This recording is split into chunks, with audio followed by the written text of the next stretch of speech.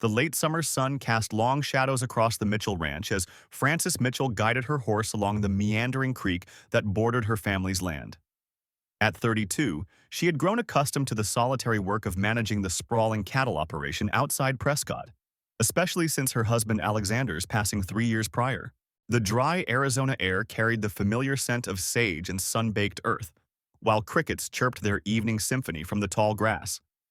Her weathered hands gripped the reins as she surveyed the herd of Hereford cattle grazing peacefully in the valley below. Tomorrow would begin the arduous drive to the railhead near Flagstaff, a journey she had made countless times but never truly enjoyed. This year felt different, though. Drought had left the usual watering holes dangerously low, and tensions with the local tribes were higher than usual over grazing rights. The sound of splashing drew Frances's attention to the creek bend ahead. Through the cottonwoods, she spotted a young Native American girl struggling against the current, her small arms flailing as the usually placid water, swollen from a recent mountain storm, pulled her downstream. Without hesitation, Frances spurred her horse forward, galloping parallel to the creek as she tracked the child's movement. The girl's dark head disappeared beneath the surface, then bobbed up again several yards downstream. Frances kicked free of her stirrups and dove from her horse into the rushing water. The cold shock nearly took her breath away, but years of ranch work had made her strong. With powerful strokes, she cut through the current toward the struggling child, who couldn't have been more than 7 or 8 years old. Just as the girl began to sink again, Frances's fingers caught the edge of her deerskin dress. She pulled the child close, tucking her small body against her chest as she fought against the current toward the nearest bank. Her boots finally found purchase on the creek bed, and she half-carried, half-dragged them both onto the grassy shore, where they collapsed in an exhausted heap. The girl coughed up creek water, her long black hair plastered to her face. As Frances helped her sit up, she noticed the intricate beadwork on the child's dress and the quality of her moccasins. This was no ordinary tribal child. A commotion in the trees confirmed her suspicion as several mounted warriors emerged. Led by a distinguished-looking man Frances recognized as Chief Noah of the local band. The chief dismounted swiftly, gathering his daughter in his arms while speaking rapidly in his native tongue. The girl, still catching her breath, pointed to Frances and spoke excitedly to her father. Noah turned to Frances, who had risen unsteadily to her feet, water streaming from her clothes. His stern expression softened as he spoke in careful English. "You have saved my morning star. We will not forget this debt." That evening, as Frances sat wrapped in a blanket by her fireplace, a knock at the door revealed Helen Turner, the wife of Prescott's general store owner. "The whole town's talking about what you did," Helen said, settling into a chair with a cup of coffee. "Nobody's ever heard of a chief's daughter being saved by a rancher's widow. Benjamin Turner says it might change everything around here." Frances shrugged off the praise, her mind more focused on the logistics of tomorrow's cattle drive. But Helen wasn't finished. "Noah's tribe controls the best grazing land between here and Flagstaff. They say he's calling a council meeting tonight. This could mean something big for you, Frances." The words hung in the air like smoke, full of possibility and uncertainty. As darkness settled over the ranch, Frances stepped onto her porch, listening to the night sounds of the desert. Her gaze drifted to the distant glow of tribal fires on the horizon, where she knew important discussions were taking place. The weight of tomorrow's drive pressed on her mind, but something else tugged at her thoughts. A sense that the simple act of jumping into a creek had set larger events in motion. The morning brought no answers, only the pressing need to move her cattle before the summer heat made the journey impossible. Frances pulled on her worn leather gloves and headed to the barn, where her ranch hands were already preparing for the drive. The scent of hay and horse leather filled her nostrils as she checked their supplies, mentally calculating the days ahead to Flagstaff. Jacob, her most experienced hand, approached with concern etched on his weathered face. "Ma'am, word's spreading about what happened with the chief's daughter. Some of the other ranchers are saying it might affect the traditional cattle routes." His words carried the weight of generations of territorial agreements that had kept an uneasy peace between settlers and tribes. Frances paused in her work, watching the sunrise paint the plains in shades of amber and gold. The distant mesas stood like sentinels against the brightening sky, and somewhere beyond them lay the grazing lands Helen had mentioned, lands that could make or break a ranch in these parts. She'd never sought to be anything more than a capable rancher, carrying on after her husband's passing with quiet determination. The sound of hoofbeats drew her attention. Through the morning haze, she spotted riders approaching. Tribal scouts led by a figure she recognized as Alexander, Noah's most trusted advisor. Their arrival sent a ripple of tension through the ranch hands, who paused in their work to watch the approaching delegation. Alexander dismounted with fluid grace, his face impassive but his eyes keen as he surveyed the bustling ranch yard. "The chief sends his gratitude again," he began, "and requests your presence at the summer grounds before you begin your drive." The formal tone couldn't quite mask the unprecedented nature of such an invitation. Frances felt the weight of dozens of eyes upon her. Her ranch hands, the tribal scouts, even the curious gaze of Clara, her cook, watching from the kitchen window. This wasn't just about saving a young girl anymore. It was about the delicate balance of power and respect that governed life in these territories. She found herself thinking of her late husband, wondering what he would have made of all this. The cattle drive couldn't wait. Every day delayed meant less profit and more risk. Yet refusing a chief's invitation carried its own dangers. The drought had made everyone desperate for good grazing land, and the tensions between ranchers and tribes grew with each passing season. "Tell Chief Noah I'll come," Frances said finally, her voice steady despite her inner uncertainty. "But I'll need to start the drive tomorrow, no matter what." Alexander nodded, understanding the pressures of the season as well as anyone. The tribal scouts turned their horses with practiced precision, disappearing into the landscape like shadows at noon. Helen appeared at her side, having witnessed the exchange from the ranch house porch. "I'll watch things here," she offered, reading Frances's unspoken concern. "Ethan and Benjamin can start gathering the herd while you're gone." The support in her friend's voice helped steady Frances's resolve. As she saddled her best horse, Frances couldn't shake the feeling that she stood at a crossroads. The traditional cattle routes had served the ranchers well for decades, but they were based on old agreements, old understandings. If Noah was indeed considering changes, it could reshape the future of every ranch between here and Flagstaff. The morning heat was building as Frances rode out, following the scouts' trail toward the summer grounds. The vast expanse of prairie stretched before her, dotted with sagebrush and the occasional stark silhouette of a lone mesquite tree. In the distance, dust devils danced across the plains, their twisted forms a reminder of how quickly things could change in this unforgiving land. Her mind turned to the moment at the creek, replaying the splash of water, the weight of sodden clothes, the look of gratitude in Noah's eyes as she handed him his coughing but very much alive daughter. Such a simple act, born of instinct rather than calculation. Yet here she was, riding toward a meeting that could alter the course of her life and the lives of everyone who depended on her ranch's success. Frances guided her horse around a cluster of prickly pear, noting how the late morning sun cast long shadows from the cacti's paddle-shaped leaves. The scouts' trail led toward a stand of cottonwoods that marked one of the few reliable water sources in this stretch of territory.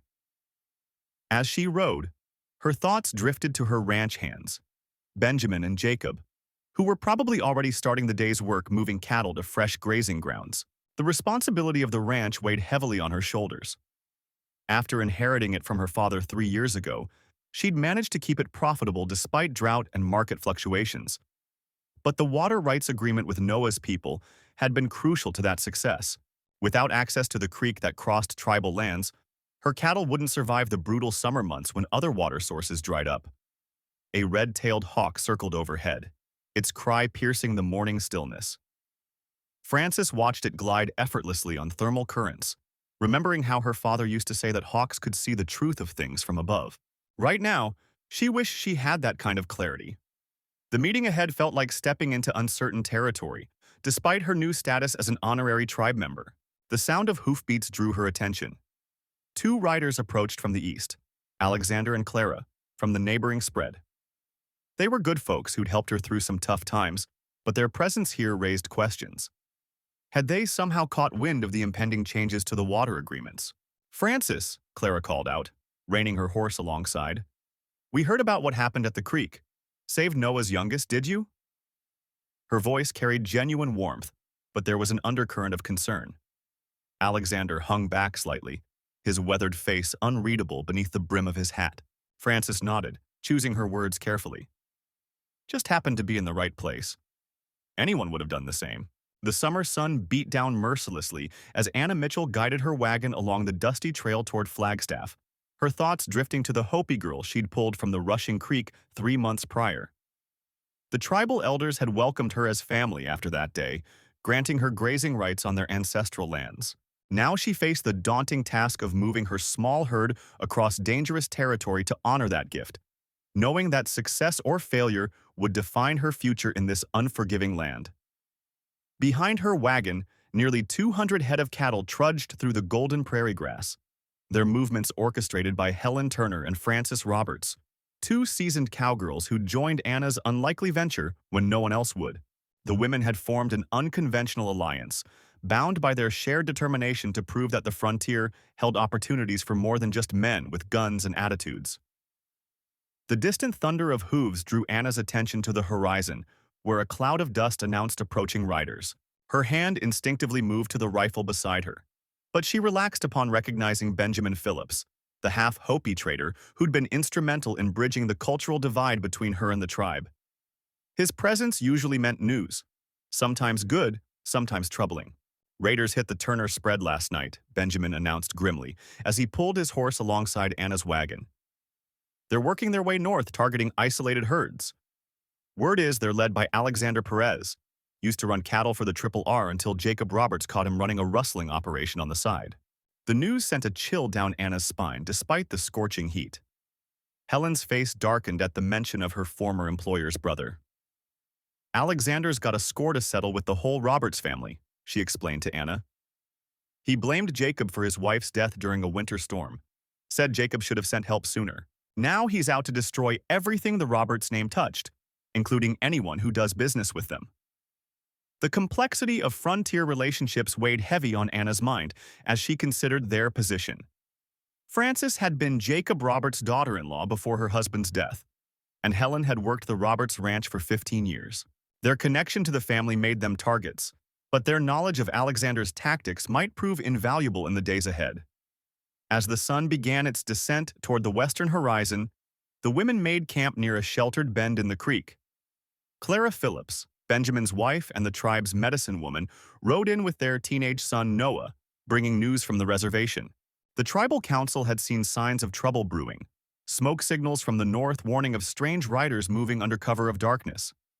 That evening, around the campfire, Clara shared stories of her people's traditional cattle-moving ceremonies, speaking of sacred songs that could calm stampeding herds and ancient paths known only to tribal elders. The blend of practical ranching knowledge and indigenous wisdom sparked an idea in Anna's mind, a way to protect their herd that Alexander's men would never expect. Working late into the night, the group mapped out a route that would take them through a maze of box canyons and hidden valleys. It was longer than the traditional trail to Flagstaff, but Clara assured them the tribal spirits would guide them through passages that raiders rarely dared to enter. The plan would require perfect timing and complete trust between the women and their native allies. As dawn approached, Anna found herself unable to sleep, watching the stars wheel overhead while contemplating the strange turns her life had taken. From a simple farm woman to an honorary tribe member, now leading a cattle drive that might change everything for both her adopted family and the women who'd chosen to stand beside her. The weight of responsibility pressed down like the heavy blanket of night. The next morning brought news that made their elaborate plans even more crucial. A young Hopi rider arrived with word that Alexander's men had been seen meeting with a notorious Apachi renegade band. The unlikely alliance suggested their enemies were willing to cross cultural boundaries to achieve their goals, a strategy that Anna's own diverse group had already embraced for more positive ends. Frances took the lead as they moved the herd into the first narrow canyon, her years of experience evident in the quiet confidence with which she guided the nervous cattle. Helen rode sweep, watching their back trail for signs of pursuit, while Benjamin and Noah scouted ahead. Anna found herself in the middle, coordinating between the groups while trying to keep the wagon from foundering on the increasingly rough terrain. The day passed in a tense dance of advance and pause, each new bend in the canyon bringing fresh challenges. Clara walked beside Anna's wagon, singing softly in her native tongue, songs of protection and guidance that seemed to calm both the cattle and their handlers. The blending of Western ranching techniques with traditional tribal practices created an approach unlike anything Anna had seen in her years on the frontier. As dusk approached, The canyon walls cast long shadows across their path, transforming the familiar landscape into something more ominous. Anna noticed Frances becoming increasingly tense, her usual steady demeanor showing signs of strain as she studied the narrowing walls above them. The experienced rancher had seen too many ambush points not to recognize the vulnerability of their position. The sound of loose rocks clattering down the canyon wall sent the cattle shifting nervously, their low bellows echoing off the stone.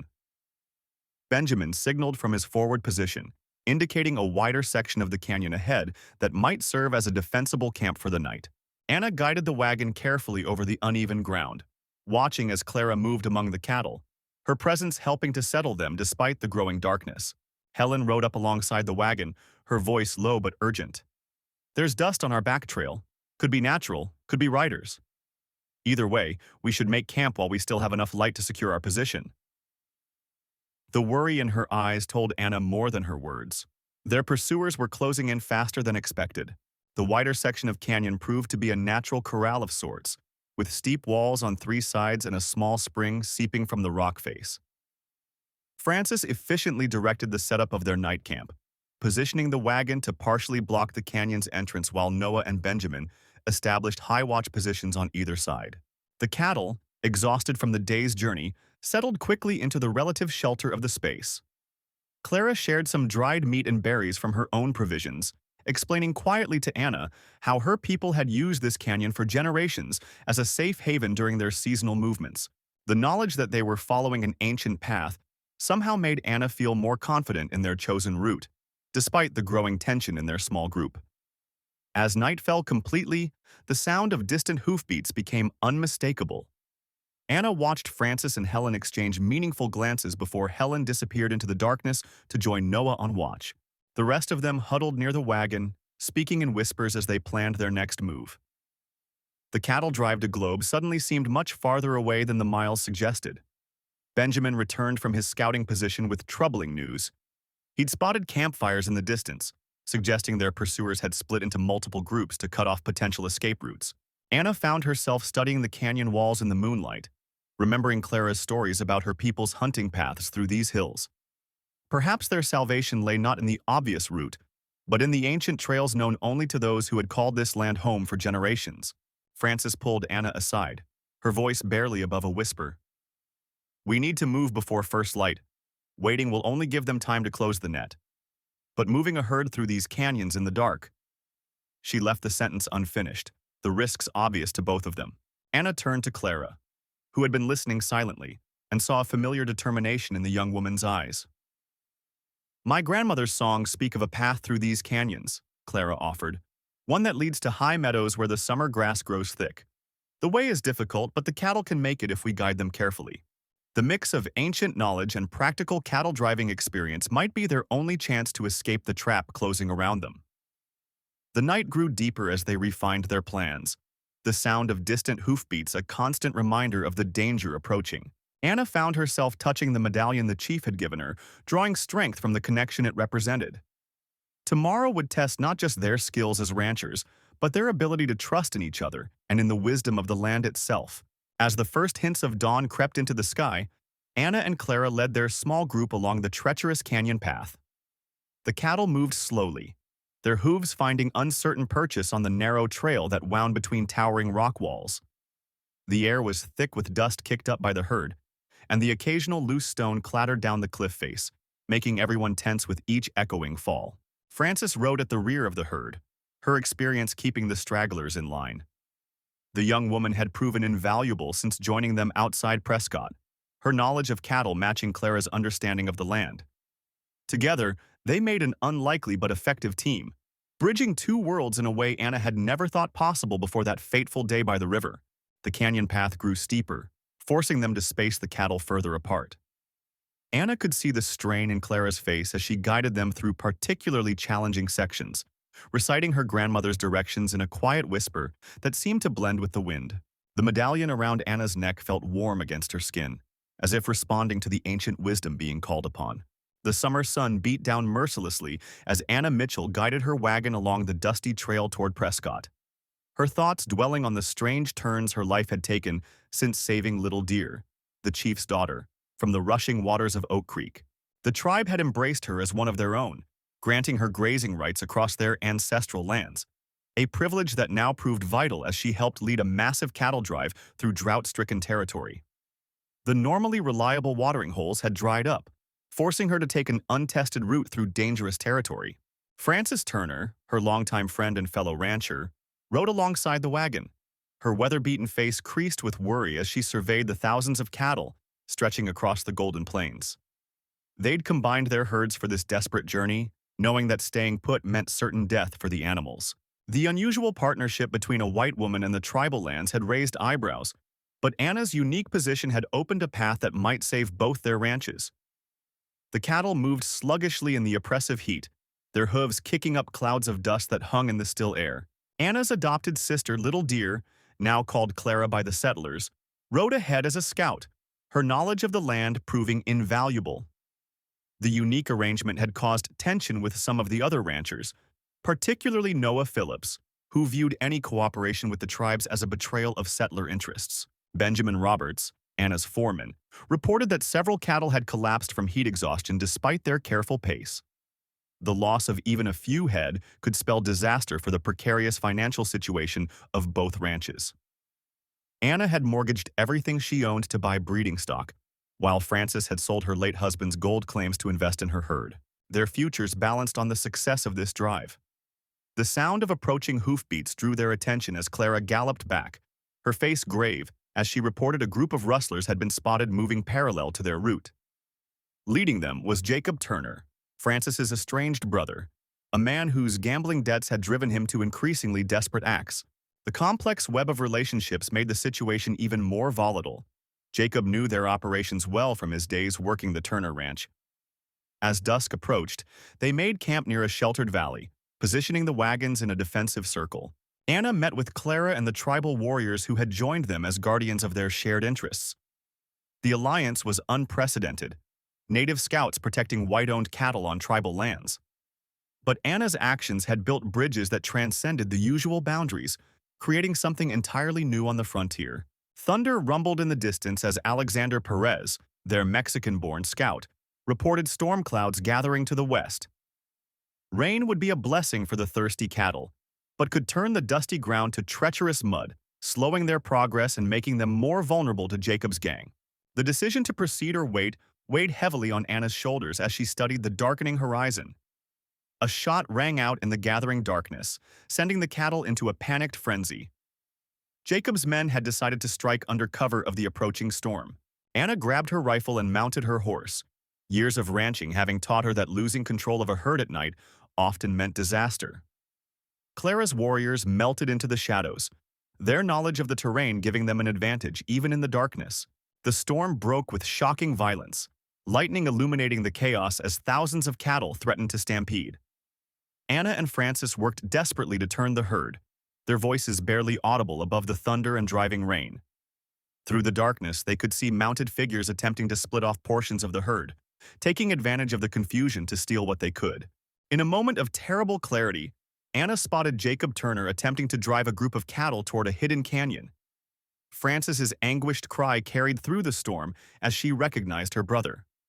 The complex emotions of family loyalty warred with the need to protect their livelihood. Clara's warriors emerged from the darkness like spirits, their presence forcing Jacob's men to abandon their theft and flee into the storm-lashed night. Dawn revealed the cost of the night's chaos. Dozens of cattle lost to the stampede, but the majority of the herd intact thanks to the combined efforts of ranchers and warriors. Jacob's attempted theft had failed, but the price of victory was etched in Frances's face as she struggled with her brother's betrayal. The storm had passed, leaving behind mud-slicked ground and exhausted defenders. Anna found Clara standing on a rise, watching the sun emerge. Their unlikely sisterhood had created something unprecedented, a partnership that transcended the divisions that usually defined the frontier. The cattle drive had become more than just a desperate attempt to save their herds. It had become proof that different worlds could merge and create something stronger than either could achieve alone. The remainder of the journey to Prescott would be arduous, but the worst was behind them. Word of their successful defense spread quickly through the territory, challenging long-held assumptions about cooperation between settlers and tribes. Anna's simple act of saving a drowning girl had rippled outward, creating changes that would reshape the future of the territory in ways no one could have predicted. The cattle drive reached Prescott 3 days later, the combined herds largely intact despite the hardships they'd endured. The sight of native warriors riding proudly alongside white ranchers drew curious crowds, but Anna noticed a change in how they were received. Success had a way of changing minds, and their unprecedented partnership had succeeded where traditional methods might have failed. As they concluded their business in Prescott, Anna received word that Jacob Turner had been found dead in the desert, victim of the same storm that had nearly destroyed their herds. Francis's grief was complicated by relief. The burden of family loyalty finally lifted. The frontier had a way of writing its own endings, some bitter, some sweet, but all part of the ever-changing story of the West. Little Deer's father, the chief, arrived in Prescott to witness the conclusion of their joint venture. The success of their partnership had opened new possibilities for cooperation between his people and the settlers. Standing together in the dusty street, Anna realized that the true value of their journey wasn't measured in cattle or gold, but in the bridges they'd built between two worlds that had long stood apart. As the dust settled in Prescott's main street, Anna faced a critical decision that would test the fragile alliance they'd built. Word arrived that cattle rustlers, emboldened by Jacob Turner's death, were moving to claim the contested grazing lands that bridged settler and tribal territories. The timing couldn't have been worse, with both communities' herds vulnerable as they prepared for the harsh winter ahead. Frances stepped forward during the emergency meeting at the Prescott courthouse, her voice steady despite the tension filling the room. She proposed combining their remaining herds and moving them to the protected valley that Little Deer's father had granted Anna access to through their honorary tribal connection. It was unprecedented, settler cattle sharing native grazing grounds, but desperate times called for innovative solutions. The chief stood in silent contemplation, his weathered face revealing nothing as the assembled ranchers and tribal representatives waited. Anna found herself holding her breath, remembering the day she'd pulled Little Deer from the rushing waters, never imagining how that single act would ripple through their lives like waves across the desert sand. Finally, he raised his hand for silence. "The old ways change like the seasons," he announced through his interpreter, "but honor remains constant." His approval set in motion a flurry of activity as both communities mobilized to protect their shared interests. Anna watched as Frances organized the settler families, while Little Deer coordinated with her people's warriors, the two women working in seamless partnership. The drive to the protected valley would take them through treacherous territory, with the rustlers surely watching their every move. They departed at dawn, the combined herds stretching across the plains like a living river. Anna rode point alongside Frances, while Little Deer's warriors patrolled the flanks, their presence both protection and symbol of this unprecedented alliance. As they approached the narrow canyon that would lead them to safety, the rustlers made their move. Shots rang out from the high rocks, sending cattle scattering in panic. But where the outlaws expected chaos and easy pickings, they found coordinated resistance. The tribal warriors who knew every shadow of these canyons outflanked them, while Anna and Francis's cowboys held the herd steady. The battle for the canyon became a legend in its own right, not for its bloodshed, but for how it ended. Little Deer herself rode out under a flag of truce, her father's authority evident in her bearing. She offered the rustlers a choice: face the combined might of two peoples, or ride away and spread word that these lands were protected by a new kind of law, one born of cooperation rather than conflict. In the aftermath, as they settled the cattle in the sheltered valley, Anna watched the sunset paint the sky in shades of purple and gold. Frances stood beside her, their shoulders touching in comfortable silence. Below them, tribal children played among the settler families' wagons while cowboys and warriors shared stories around cookfires. "We've created something remarkable here," Frances said softly, her voice carrying the weight of all they'd accomplished. "Something Jacob never could have imagined." Anna nodded, understanding that they'd done more than save their cattle. They'd blazed a trail others could follow, proving that the frontier's future didn't have to be written in conflict. The chief approached them as evening deepened, Little Deer at his side. In his hands, he held an intricately woven blanket, its patterns telling the story of their journey. "This is not an ending," he said in his own tongue, Little Deer translating, "but a beginning. The pattern continues and we weave it together." As Anna accepted the gift, she knew he spoke truth. They had changed the very fabric of life in this corner of the West, one thread at a time. That night, as the stars emerged above their shared camp, Anna wrote in her journal about how a simple act of courage had grown into something transformative. The frontier, she realized, wasn't just a place where civilizations clashed. It could also be where they learned to dance together, finding strength in their differences and hope in their shared humanity. Anna Mitchell stood on the banks of the crossing river, watching as Running Cloud's people prepared for their annual buffalo hunt. 5 years had passed since that fateful day when she'd pulled Little Fawn from the rushing waters, and now she was as much a part of their tribe as the land itself. Her own cattle ranch, gifted by Chief Running Cloud in gratitude, had prospered under the joint care of both settlers and tribal members who'd become like family. The autumn air carried the scent of sage and prairie grass as Helen Turner, Anna's closest friend and fellow rancher, rode up on her paint horse. "The hunting party's almost ready," Helen called out, her voice carrying across the wind-swept plain. "Little Fawn asked specifically for you to join them this year." It was an honor few settlers had ever received, and Anna felt the weight of that trust settle around her shoulders like a warm blanket. Benjamin Roberts, the seasoned trail boss who'd helped Anna establish her ranching operation, watched from the corral, where he was breaking in a new Mustang. He'd been skeptical at first about the unusual arrangement between Anna and the tribe, but now he was one of its strongest supporters. The partnership had saved both communities during last year's devastating drought, when shared resources and knowledge meant survival for all. The sound of hoofbeats drew their attention as Noah Phillips, the young tribal liaison from Prescott, galloped up with urgent news. Cattle rustlers had been spotted moving a large herd toward Yuma, and some of the stolen beasts bore Anna's brand. But what made this situation unique was that the rustlers were neither white men nor natives. They were a mixed group of outcasts from both societies, challenging the very notion of division between the two peoples. Frances Perez, the medicine woman who had bridged both worlds for decades, emerged from her cabin with a troubled expression. She'd been having visions of great change coming, and now it seemed those premonitions were manifesting. The rustlers weren't just stealing cattle. They were threatening to destroy the delicate peace that Anna and Running Cloud's people had built together. Little Fawn, now a strong young woman and respected voice in tribal councils, approached Anna with determination in her steps. "We ride together," she declared, her English crisp and clear. "These thieves do not understand what we have built here.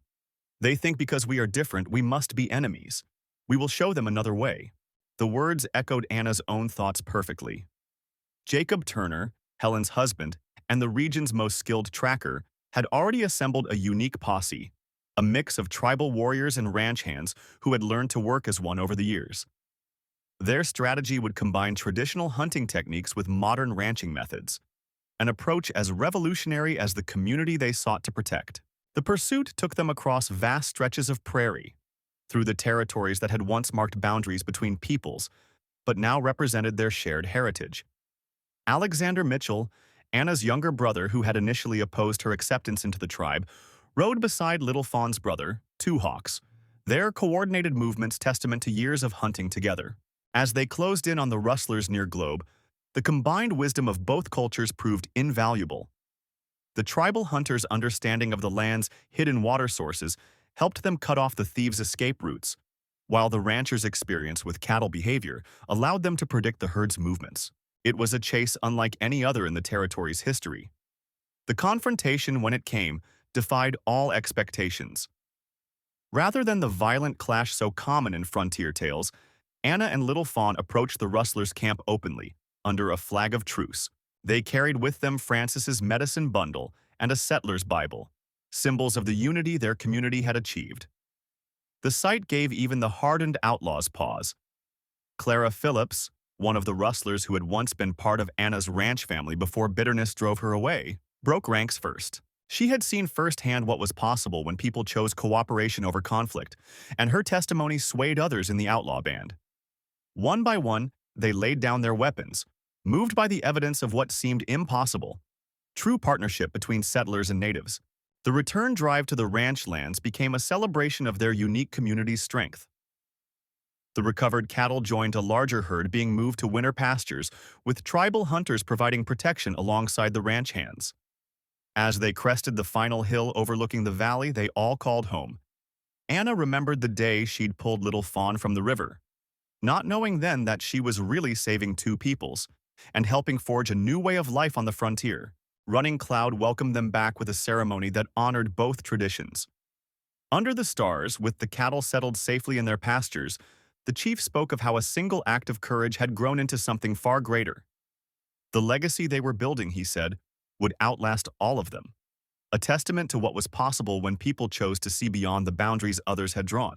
The story of Anna Mitchell and the river rescue became legend in both communities, but it was the peace and prosperity that followed that truly marked their success. As the campfires burned low that night, Anna sat between Helen and little Fawn, watching the next generation, children of both peoples, playing together, knowing they would grow up seeing not differences, but the strength that came from unity. As the seasons turned, Anna's ranch flourished alongside the tribal lands, creating a unique partnership that drew curious visitors from as far as Prescott and Globe. The combined wisdom of both peoples had proven invaluable. Traditional cattle driving techniques merged with the tribe's deep understanding of the land's rhythms and hidden water sources. What had begun as a simple act of courage had grown into a model of cooperation that others sought to emulate. Frances, Anna's youngest ranch hand, took particular interest in learning the tribal methods of predicting weather patterns, while little Fawn showed an aptitude for modern ranching techniques. The two young women often worked together, bridging their cultures through shared daily tasks and growing friendship. Their easy companionship reflected the larger harmony that had developed between the communities. The spring cattle drive to Flagstaff became a joint venture, with tribal riders working alongside Anna's cowboys. Benjamin, who had initially been skeptical of such collaboration, now led mixed teams with quiet pride. The sight of native and settler horses moving together across the vast plains became a common one, though it still drew amazed stares from travelers passing through. During one particularly harsh drought, when other ranches struggled, the combined knowledge of both communities helped preserve their herds. The tribe's ancient understanding of hidden springs, paired with Anna's modern irrigation techniques, created a resilience that caught the attention of ranchers from Yuma to Globe. Soon, delegations arrived seeking to learn their methods. Helen, who had grown into a confident young woman, took on the role of ambassador between the communities. She spoke both languages fluently now and helped establish a school where children from both peoples learned together. The old schoolhouse near the river where little Fawn had nearly drowned became a symbol of their shared future. Running Cloud's prophecy about their legacy proved true sooner than expected. Other tribes and settler communities began sending representatives to study their success. Anna found herself hosting discussions with tribal elders and ranch owners alike, all eager to understand how they had overcome generations of mistrust to build something new. The cattle business thrived, but it was the deeper changes that brought Anna the most satisfaction. Watching young tribal members working modern equipment while her own people learned traditional healing practices and craft making, she saw the artificial boundaries between their cultures dissolving. The land itself seemed to respond to their harmony, producing better grass and healthier herds. As autumn approached, Clara, one of the original skeptics among the settler community, organized a harvest festival that incorporated both traditions. The scent of traditional tribal herbs mingled with settler cooking, while songs in both languages filled the air. Children played games that blended elements from both cultures, creating new traditions of their own. The success of their venture attracted attention from territorial officials in Prescott. When they arrived to study this unusual arrangement, they found a thriving community that defied their preconceptions. The legal framework Anna and Running Cloud had established became a template for other regions, though both knew that papers and treaties meant less than the trust they had built. Years later, as Anna watched little Fawn's daughter and Helen's son working the spring roundup together, she reflected on how far they'd come. The old fears and prejudices hadn't disappeared entirely. There were still those who resisted change, but they had created something that proved another way was possible. The river that had once nearly claimed a life now nourished the lands of both peoples, its waters paying no heed to human boundaries. Alexander, an elderly rancher who had initially opposed their partnership, admitted to Anna one evening that he had been wrong. Watching the next generation move easily between both worlds, he saw strength where he had once feared weakness. The cattle drives now followed routes that incorporated both traditional tribal paths and modern trading routes, creating more efficient and safer passages. As the sun set over the plains they all now shared, Anna thought about that desperate moment in the river. She couldn't have known then that saving one life would transform so many others. The evening fires of both communities burned as one now, their smoke rising together into the darkening sky, carrying the promise of a future neither people could have imagined alone.